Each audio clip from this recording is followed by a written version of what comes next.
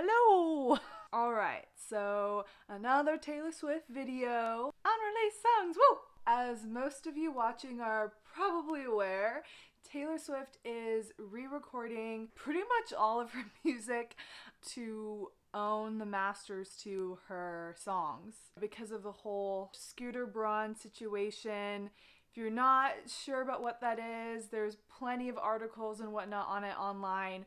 But basically, this guy who has been, I think enemy or nemesis is a strong word maybe, but basically one of her enemies and nemesis in the music industry, Scooter Braun, ended up buying Taylor Swift's old record company, and when he bought that, he also bought the masters, which is basically the rights to all of her old music. Then they were in this big public battle, and there was this controversy of him potentially not letting her perform her old songs at the AMAs, which then she did. But anyway, there was this whole thing, and basically all of the rights, the masters to Taylor Swift's old music now lies in the hands of this man who she hates and used to kind of bully her through himself and other people that he was managing. And she tried to buy back her masters from him,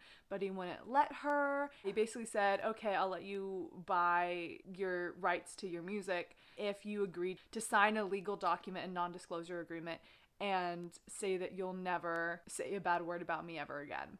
And Taylor Swift was like, no. So now she is re-recording all of her old music and also releasing some unreleased songs with them as well. So she just released her redo of Fearless, which is one of her earliest albums. I think it was her second album.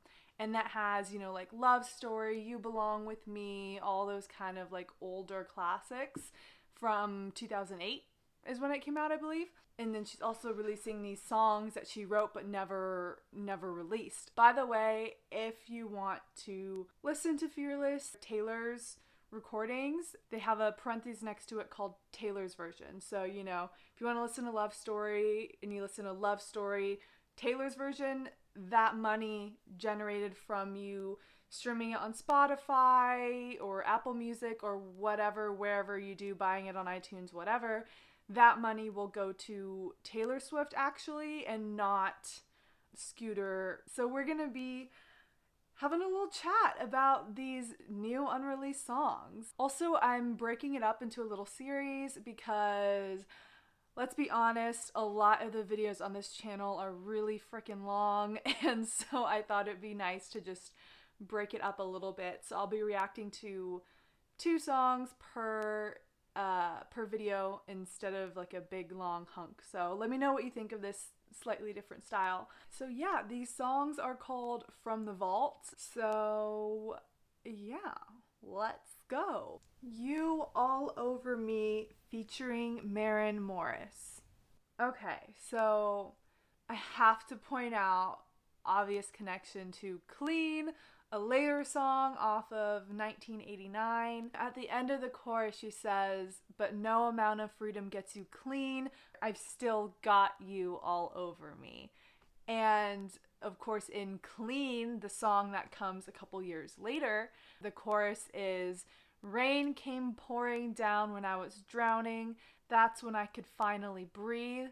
And by morning, gone was any trace of you. I think I am finally clean."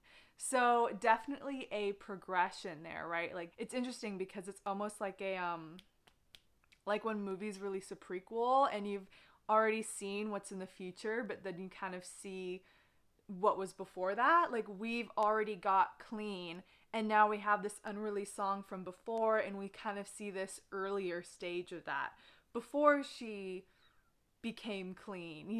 It's interesting because with this song and also with a couple others I noticed, there's some lines that kind of remind you of other songs with this one, and it makes me think when she was writing Clean, when she was writing 1989, did she kind of go back to these lyrics of these unreleased songs and then kind of say, you know what, I never got to fully explore that, so I'm gonna take that lyric idea and build on that in this later song, not knowing that she would later release the unreleased songs.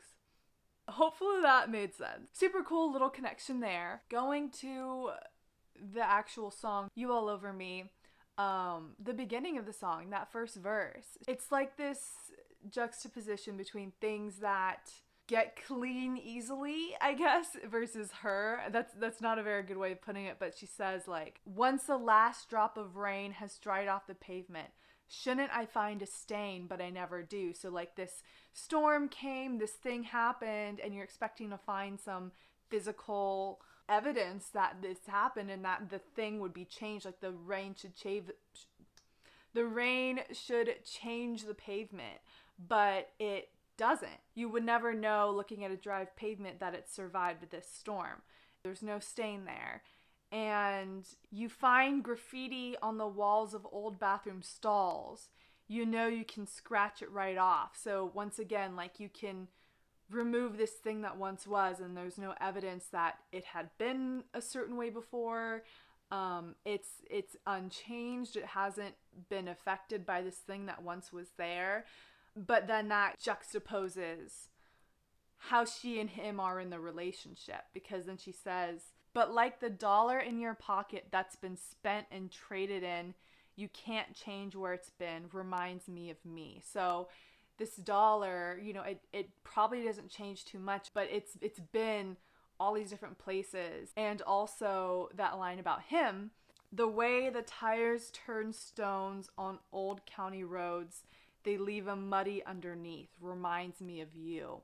He's kind of like, you know, this truck or this car or something that's going by, and these stones underneath are becoming muddy, and these things are happening to these stones, kind of like her. He's like having this effect on her, kind of leaving things a little messy, changing things, leaving the stones muddy underneath, not on top where you can see, but underneath. The verses have these metaphors showing these emotions and kind of their situation through these objects and these kind of scenarios and description, whereas then in the chorus she's kind of telling it straight up, like, you know, I lived, I learned, I had you, got burned. And so it's a different type of storytelling. And then the second verse, the best and worst day of June was the one that I met you. So it kind of encapsulates the idea of this song, of it being like this person has had both a positive and a negative impact. And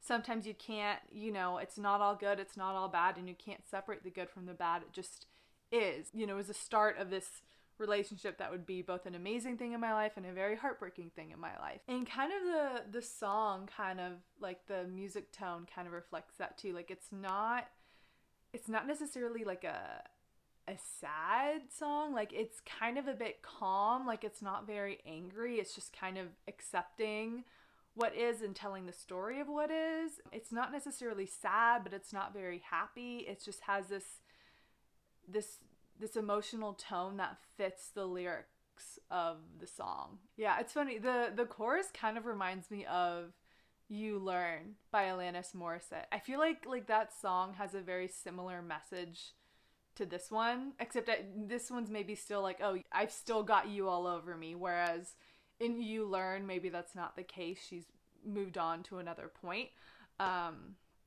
But yeah, I don't know. It just reminds me of that song. It comes from a similar emotional place, looking at the bittersweetness of a situation and looking at it kind of as a whole, and, you know, having had these experiences and learned from them, and yeah.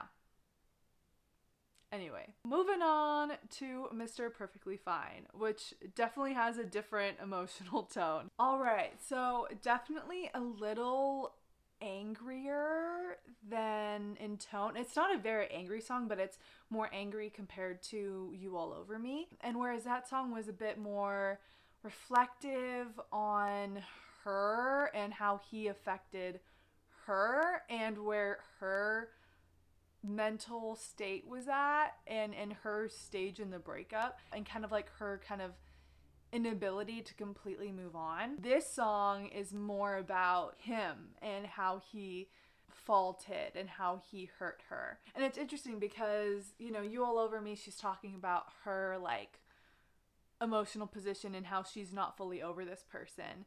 And in Mr. Perfectly Fine, she's kind of talking about how he like appears to be totally fine. She's almost like mind reading how his emotional place is in terms of like how he's moved on, how much he's moved on. So there's almost this like guesswork there. She's like, okay, this is where I'm at, and like this is where he's at. But you can never really know that for sure. Mr. is kind of also like a formal title, not something you would probably say to a lover unless you're like joking around. And so it kind of shows this degree of like separation. Mr. So-and-so is kind of more public facing, and so like their interactions now and their understanding of each other is in terms of their public personas and the way that they present themselves. So like he's presenting himself as totally fine, though he could maybe not be. So she's kind of saying all these like things that he embodied when they were in a relationship together. Mr. Perfect Face, Mr. Here to Stay, Mr. Looked me in the eye and told me you would never go away. Everything was right. Mr. I've been waiting for you all my life. Mr. Every single day until the end I will be by your side. And then he changed to Mr. Change of Heart. Mr. Leaves Me All Alone. I know I brought up the Alanis Morissette connection before, but it kind of reminds me of this song of You Oughta Know. And when she says, and every time you speak her name, does she know how you told me you'd hold me until you died, but you're still alive and, you know, you're with her. And so that's just a similar sentiment there. It takes everything in me just to get up each day, but it's wonderful to see that you're okay. It's almost sarcastic, similar to You Oughta Know. Like, it's like, I want you to know that I'm happy for you. I wish nothing but the best. And then she kind of goes into this whole thing of like, you tore me apart, you oughta know. It has that kind of little sarcastic edge to it. Of course, their music styles and the way they sing are very, very different, but it's just kind of a similar sentiment that I'm noticing. Also reminds me of the other song off Fearless. What is it? Forever and Always. Like, you said forever and always, but, you know, guess you didn't mean it, babe. Similar sentiment there. I feel like Forever and Always is the actual Made It on Fearless album version or mirror of this song. Yeah, and also Hello Mr. Casually Cruel, what I said earlier about her like potentially looking back at these unreleased songs and using them as inspiration for future songs. And All Too Well, a song off Red, which was released a couple years later, it's probably one of my favorite Taylor Swift lyrics. And like, it's up there in like top 10 lyrics. And you call me up again just to break me like a promise. So casually cruel in the name of being honest. That line, casually cruel, Mr. Casually Cruel. Once again, that could have been inspiration that she looked at when writing All Too Well. She might be like, oh, that's a really good phrase. You know, I didn't end up releasing that, but let's see if we can use it again in here.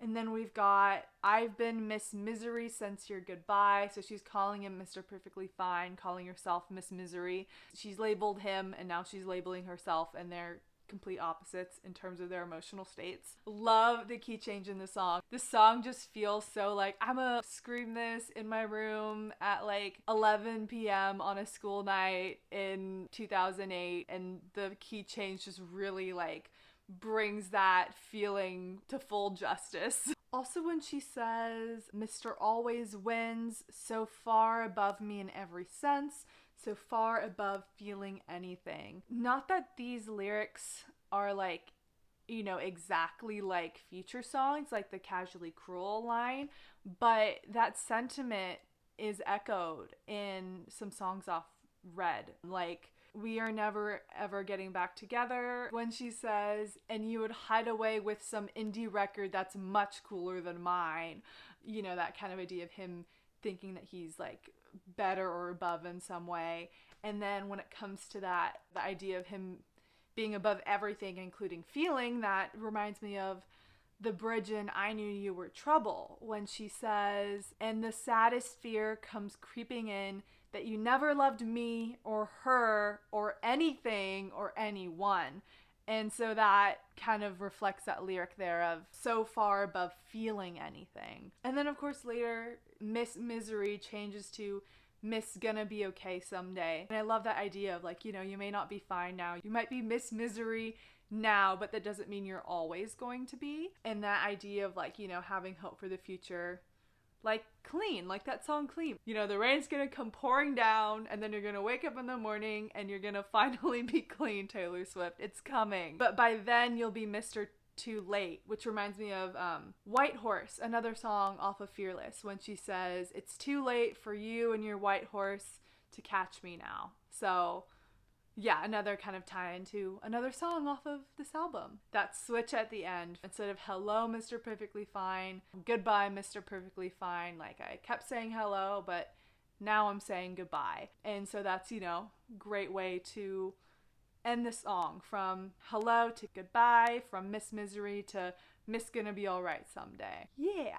Okay. I think that's good. I hope you enjoyed that little chat. As I said, this is like a little series, so other videos of the other songs will be coming out soon, and I will link them in the description when they are out and available. Thanks again so much for watching, and I hope you have a lovely day, evening, morning, brunch, afternoon, whatever the frick it is for you, wherever you are.